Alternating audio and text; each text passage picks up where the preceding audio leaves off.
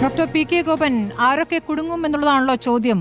അങ്ങനെ വരുമ്പോൾ നമുക്ക് അന്നത്തെ ദേവസ്വം ബോർഡ് പ്രസിഡന്റ് മുൻപ് നടത്തിയ പ്രതികരണം, പിന്നീട് തെളിഞ്ഞ ദേവസ്വം ബോർഡ് യോഗം ചേർന്നെടുത്ത തീരുമാനമെന്നുള്ള ദേവസ്വം വിജിലൻസിന്റെ റിപ്പോർട്ട്, ഇപ്പോൾ മൊഴി, ഇത്തരം കാര്യങ്ങൾ വരുമ്പോൾ ദേവസ്വം ബോർഡ് മുൻ പ്രസിഡന്റിനെയും ചോദ്യം ചെയ്യുമോ? അങ്ങനെ ചോദ്യം ചെയ്തതിനെ കുറിച്ച് അങ്ങയുടെ അഭിപ്രായം എന്താണ്?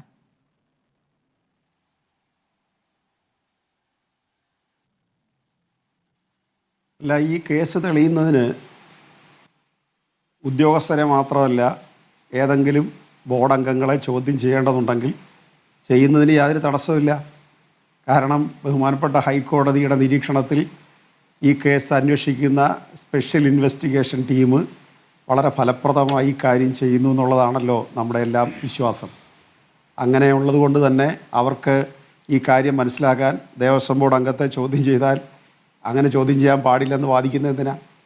അതുപോലെ തന്നെ ഇവിടെ ബഹുമാനപ്പെട്ട BJPയുടെ പ്രതിനിധി ഉന്നയിച്ച ചില പ്രശ്നങ്ങൾ, ഈ നിയമപരമായി ഒരു കാര്യം ഇവിടെ ചൂണ്ടിക്കാണിച്ചത്, ബോർഡിനെ നിയമിച്ചു കഴിഞ്ഞാൽ അതിൻ്റെ ദൈനംദിന കാര്യങ്ങൾ ചെയ്യാനുള്ള അധികാരം ദേവസ്വം ബോർഡിനാണ്.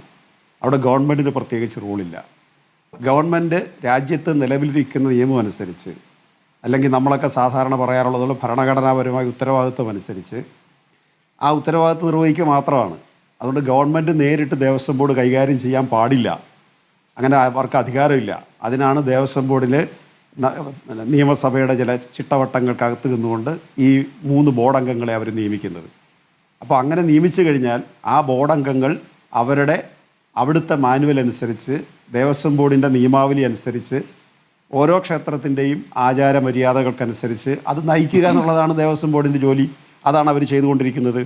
പക്ഷേ ഇവിടെ അദ്ദേഹം കൊണ്ട് കെട്ടാൻ പരിശ്രമിച്ചത്, ഞാനത് വളരെ കൃത്യമായിട്ടൊരു കാര്യം ചൂണ്ടിക്കാണിക്കാൻ ആഗ്രഹിക്കുന്നത്, രാജ്യത്തെ പൊതുമേഖലാ സ്ഥാപനങ്ങൾ വിറ്റും, റെയിൽവേ വിറ്റും, വിമാനത്താവളങ്ങൾ വിറ്റും, ബാങ്കുകൾ വിറ്റും, നദികൾ പോലും വിറ്റും, ആരാധനാലയങ്ങളിലെ സമ്പത്ത് വിറ്റും പണമുണ്ടാക്കി രാഷ്ട്രീയ പ്രവർത്തനമോ സാമൂഹ്യ പ്രവർത്തനമോ നടത്തുന്ന പാർട്ടിയിൽ പെടില്ല BJPയുടെ പ്രതി ആക്ഷേപം ഉന്നയിച്ച CPM. അത് അദ്ദേഹത്തിന് സ്വയം ചേരുന്ന ഒരു കാര്യമാണ്, അദ്ദേഹത്തിൻ്റെ പാർട്ടിക്ക് ചേരുന്ന ഒരു കാര്യമാണ്.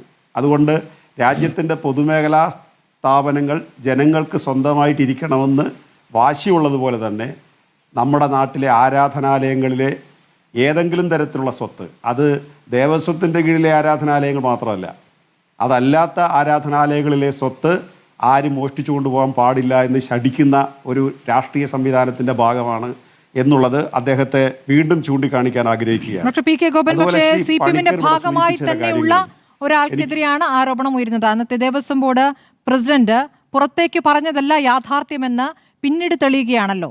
അപ്പോൾ അദ്ദേഹം പൊതുജനങ്ങളോട്, മാധ്യമങ്ങളോട് പറഞ്ഞത് കളവാണ് എന്ന് കൂടിയാണ് തെളിയുന്നത്. ബോർഡ് യോഗം ചേർന്നെടുത്ത തീരുമാനം ഞങ്ങൾ അറിഞ്ഞില്ല എന്ന് പറയുന്നതിൽ അർത്ഥമില്ലല്ലോ. അതുകൂടാതെ തന്നെ ഈ വ്യക്തി അറിയില്ല എന്നും പറയുന്നു. വ്യക്തി അറിയാതെ ആ വ്യക്തിക്ക് കൊടുക്കാനുള്ള തീരുമാനം ഉണ്ടാകുകയില്ലല്ലോ. കാലങ്ങളായി അവിടെ ബന്ധം സ്ഥാപിച്ച്, ആളുകളുമൊക്കെ ആയിട്ട് ബന്ധം സ്ഥാപിച്ച്, അവിടുത്തെ പ്രധാന തീരുമാനങ്ങൾ എടുക്കുന്നവരുമായി ബന്ധം സ്ഥാപിച്ചാണ് ഇയാൾ കാര്യങ്ങൾ നടപ്പാക്കിയിട്ടുള്ളത് എന്നുള്ള കാര്യം വ്യക്തമാവുകയാണ്. ശ്രീമതി സ്മൃതി, നമ്മൾ കണ്ണടച്ചിരുട്ടാക്കണ്ട. ഉണ്ണികൃഷ്ണൻ പോറ്റി അവിടെ പ്രത്യക്ഷപ്പെടുന്നത് 2019 അദ്ദേഹം അവിടെ കീഴ്ശാന്തിക്കാരനായി വന്ന 1-2 വർഷം നമുക്ക് നിഷ്കളങ്കമായിട്ട് തള്ളാം. പിന്നെ നേരത്തെ ഇവിടെ ചൂണ്ടിക്കാണിക്കപ്പെട്ടതുപോലെ അയാളുടെ ഒരു 2ാം വരവുണ്ട്. അത് 2007 മുതലാണ്. ആ 2ാം വരവിൽ അവിടെ ദേവസ്വം കൈകാര്യം ചെയ്തിരുന്ന ഒരുപാട് ആളുകളുണ്ട്. അതിൻ്റെ തുടർച്ചയായിട്ട് അവരെല്ലാം പല കേസിലും പെട്ടിട്ടുണ്ട്. ഇപ്പോഴും വിജിലൻസ് അന്വേഷണത്തിൻ്റെ ഭാഗമായിട്ട് നിൽക്കുക. അതിനെല്ലാം ശുദ്ധീകരിച്ചുകൊണ്ടാണ് അവിടെ ജസ്റ്റിസ് പരിപൂർണ കമ്മീഷൻ വരുന്നത്. അവിടുത്തെ നിയമനങ്ങളൊക്കെ നേരത്തെ നമ്മൾ ഒരുപാട് ചർച്ച ചെയ്തിട്ടുള്ളതാണ്. അങ്ങനെ ശുദ്ധീകരിച്ചു വരുന്നത്, ആ ശുദ്ധീകരണത്തിന്റെ ഭാഗമായൊരു പ്രക്രിയ അവിടെ നടന്നു വരികയും ചെയ്യുന്നുണ്ട്. ഇനി അത് നടത്താനുള്ള നിയമനങ്ങളുമായി ബന്ധപ്പെട്ട് ഉണ്ണികൃഷ്ണൻ പോറ്റിക്ക് റോളില്ലല്ലോ. ഡോക്ടർ പി കെ ഗോപൻ, സ്വർണം പുറത്തേക്ക് കൊണ്ടുപോയതാണല്ലോ നമ്മുടെ വിഷയം. സ്വർണം പുറത്തേക്ക് കൊണ്ടുപോകുന്ന ഏത് ഘട്ടത്തിലാണ്? അതാണ് ഞാൻ പറഞ്ഞു വന്നത്. അവിടെ ശുദ്ധീകരണത്തിന്റെ വഴികൾ ഒരുപാട് നമ്മൾ കണ്ടിട്ടുണ്ട്. ഉണ്ണികൃഷ്ണൻ പോറ്റിയെ സംബന്ധിച്ച്, ഉണ്ണികൃഷ്ണൻ പോറ്റി അതിന് ഇടത്തലക്കാരനായിട്ട് നിന്നുകൊണ്ട്, അവിടുത്തെ ഭക്തിയുടെ ഏജന്റായിട്ട് നിന്നുകൊണ്ട്, അവിടുത്തെ മുരാരി ബാബുവിനെ ആയാലും ജയശ്രീ ആയാലും ബൈജുവിനെ ആയാലും ഒക്കെ ഉപയോഗപ്പെടുത്തിക്കൊണ്ട് നല്ല കൊള്ള നടത്തിയിട്ടുണ്ട് അവിടെ. ആ കൊള്ളയിൽ ദേവസ്വം ബോർഡ് അറിഞ്ഞോ അറിയാതെയോ ബന്ധപ്പെട്ടിട്ടുണ്ടെങ്കിൽ നമ്മൾ എന്തിനാണ് ഈ SITയെ സംശയിക്കുന്നത്? ഇത്രയും ഷാർപ്പായി അന്വേഷണം നടത്തുന്ന എത്ര കൃത്യമായിട്ടാണ് അവർ വിവരങ്ങൾ പുറത്തു കൊണ്ടുവരുന്നത്.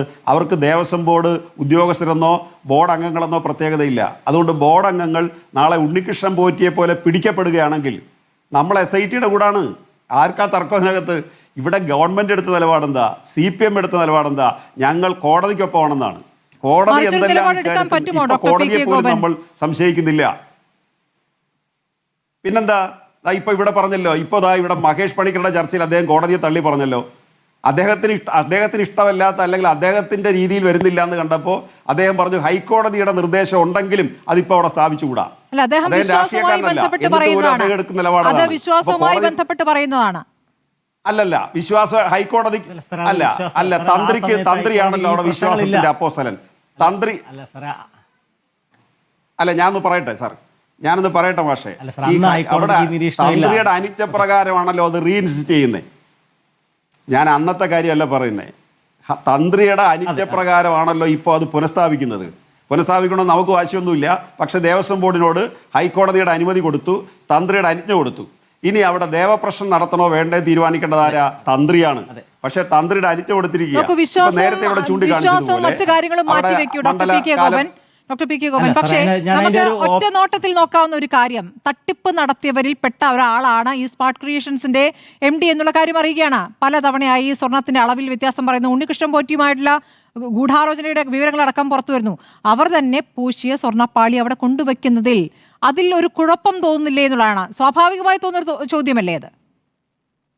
വിശ്വാസം മാറ്റിവെച്ച് ചോദിക്കുകയാണ്. അല്ല, ആ ചോദ്യത്തിലേക്ക് ആ ചോദ്യം ഞാൻ അഡ്രസ്സ് ചെയ്യുകയാണ്. അതായത് ഇവിടെ ഇപ്പം മണ്ഡലകാലം ആരംഭിക്കുന്ന സമയത്ത് അവിടെ ഈ പാളിയില്ലാതെ അവിടുത്തെ ദ്വാരപാലക പീഠം നിലനിൽക്കാൻ പാടില്ല എന്ന് തന്ത്രിക്കും തോന്നി, ദേവസ്വം ബോർഡിനും തോന്നി. ആരുടെയൊക്കെ അനുവാദം മേടിക്കണോ വാങ്ങിച്ചു. അതല്ലാതെ അതിൻ്റെ അപ്പുറത്ത് വേറെ കാര്യങ്ങളൊന്നുമില്ല. അവിടെ അത് വാശി പിടിച്ച് സ്ഥാപിക്കണമെന്ന് ദേവസ്വം ബോർഡിനില്ല. പക്ഷേ ഇങ്ങനൊരു പ്രശ്നം വന്നപ്പോൾ അവരുടെ മുമ്പിൽ വേറെ വഴിയില്ല. അതുകൊണ്ടാണ് അവരത് ചെയ്യുന്നത്.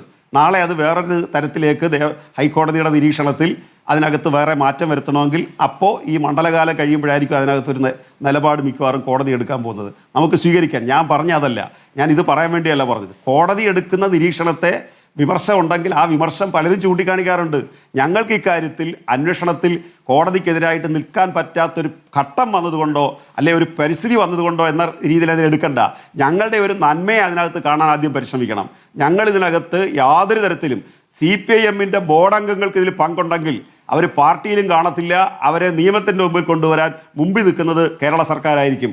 അതുകൊണ്ടാണ് പാർട്ടി സെക്രട്ടറി മുഖ്യമന്ത്രി ശക്തമായി പറഞ്ഞത് ഇതിൽ ഏത് തരത്തിലുള്ള അന്വേഷണം നടക്കുന്നതിനും എല്ലാ പിന്തുണയും കൊടുക്കുക, അല്ലാതെ മാറി നിൽക്കുകയല്ല. അന്വേഷണത്തിന് പിന്തുണ കൊടുക്കുകയാണ്. കേരളത്തിലെ പോലീസ് എങ്ങനെയാണ് നിൽക്കുന്നത്? വിജിലൻസ് എങ്ങനെയാണ് നിൽക്കുന്നത്? SITയുടെ ഭാഗമായുള്ള ഡിപ്പാർട്ട്മെന്റ് എങ്ങനെയാണ് നിൽക്കുന്നത്? അതിശക്തമായിട്ട് നിൽക്കുക. ഒരാക്ഷേപവും ആർക്കും ഇല്ല അവർക്കെതിരായിട്ട്. അവരിതിനകത്ത് കള്ളക്കളി കളിക്കുന്നതായിട്ട് ഒരാക്ഷേപവും ഇല്ല. നിങ്ങൾ മീഡിയാസിന് കിട്ടുന്ന റിപ്പോർട്ടൂടെ ഞാൻ പറയാം, ഉദ്യോഗസ്ഥർ വളരെ ഷാർപ്പായിട്ട് നിൽക്കുകയാണ്. പറഞ്ഞില്ലല്ലോ SIT അന്വേഷണമാണ് ഇപ്പോൾ നമ്മൾ ചർച്ച ചെയ്തുകൊണ്ടിരിക്കുന്നത്. അല്ലെ, റിമാൻഡ് റിപ്പോർട്ടിലെ കാര്യങ്ങളാണല്ലോ ചർച്ച ചെയ്തുകൊണ്ടിരിക്കുന്നത്. ശരി, ഞാൻ വരാം. ഇപ്പോൾ നമ്മൾ അതിന് മുമ്പ് കണ്ട ദൃശ്യങ്ങളൊന്ന് പ്രേക്ഷകരുടെ അറിവിലേക്കായി. ഇപ്പോൾ ഉണ്ണികൃഷ്ണൻ പോറ്റിയെ വൈദ്യ പരിശോധനയ്ക്ക് കൊണ്ടുവന്ന് തിരിച്ചു കൊണ്ടുപോയിരിക്കുന്നു. ഇപ്പോൾ അദ്ദേഹം ഒന്നും പ്രതികരിച്ചിട്ടില്ല. നേരത്തെ പറഞ്ഞ എന്നെ കുടുക്കിയവരെ കൂടി നിയമത്തിന്റെ മുന്നിൽ കൊണ്ടുവരും എന്ന ആ പ്രതികരണത്തിന് ശേഷം ഇപ്പോൾ ഉണ്ണികൃഷ്ണൻ പോറ്റി പ്രതികരിച്ചിട്ടില്ല എന്നും കാണാവുന്നതാണ്.